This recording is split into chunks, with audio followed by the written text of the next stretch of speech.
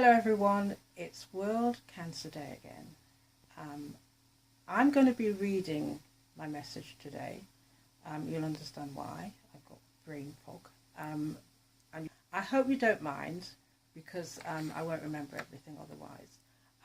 This is the first time many of you would have seen me without my head wrap or wig. Though back in the day, this is how I chose to wear my hair. In fact, my hair's been in every style practically. I had intended to make this video after I came in from a hospital visit today, but please excuse me, I'm suffering from fatigue, so decided to do it from my bedroom. Those of you who have been through cancer, you will understand. Here I am again, 1 year on, nearly 1.5 years after I found that I had breast cancer. At that time, I became the 5th member of my family to go through cancer treatments. But at least I was aware of the signs and symptoms, which is probably why I'm sitting here now. And I had to access treatment pretty quickly because of the aggressiveness of breast cancer in my family.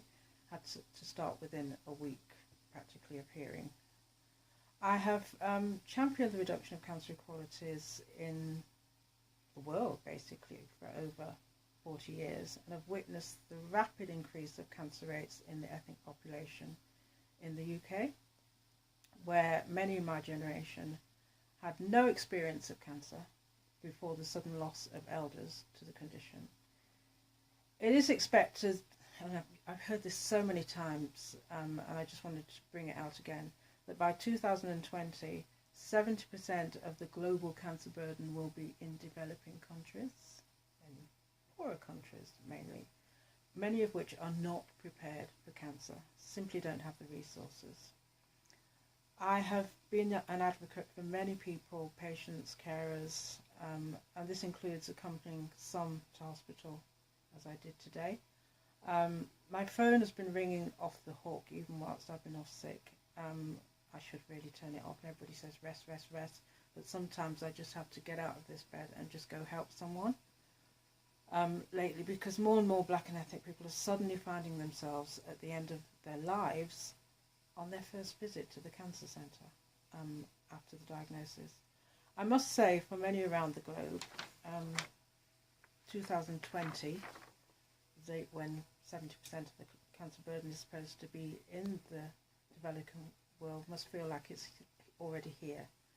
So once again, I appeal to the cancer world and to all those who hold the finances and the expertise to intervene before greater suffering is an outcome, because I know suffering is going on already, to come together with an effective global cancer action plan and national cancer plans for the different nations, for the most vulnerable.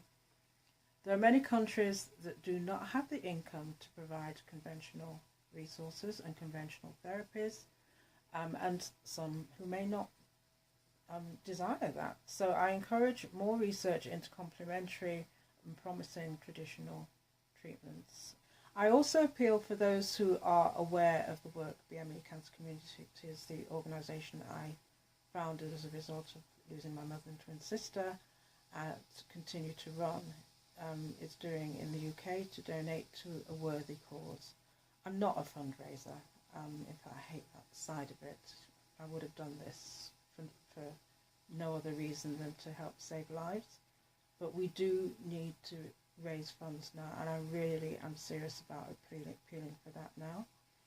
I trust you will be able to help us to be singing from a different song sheet next year, a more positive one. I'm delighted to say that, I was brought up and all things do work together for good in the end, and every cloud can have a silver lining, and I do tend to be glass half full.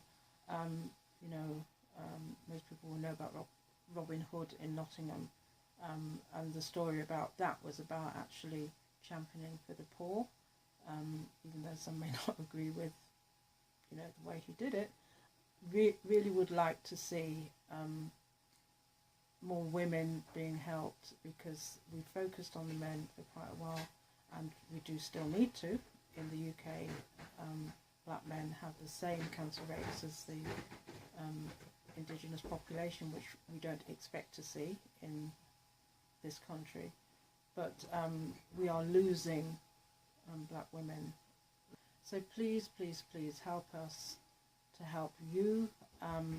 Once again, I'm not a fundraiser, but I am emphasising that we do need the resources to actually make a difference. I'd love to see a massive support groups across the country and across the world, because the support groups have really been helpful by helping each other. And as it's World Cancer Day, you may not be a scientist, you may not be a cancer expert, but help somebody affected by cancer. Before I did this interview, I decided I was going to try and iron my thing that I have on, my favourite thing, and I burnt a hole in it. Do some ironing, take a meal to somebody. But, help somebody. Somebody may need a lift to the hospital. Somebody, in countries who can't pay for treatment might need it. But we try to do those things here with the people who are here, and the support groups really do help. So please help us to help you. And I do hope by this time next year that globally there will be more action from everyone to actually help the most vulnerable. Thank you.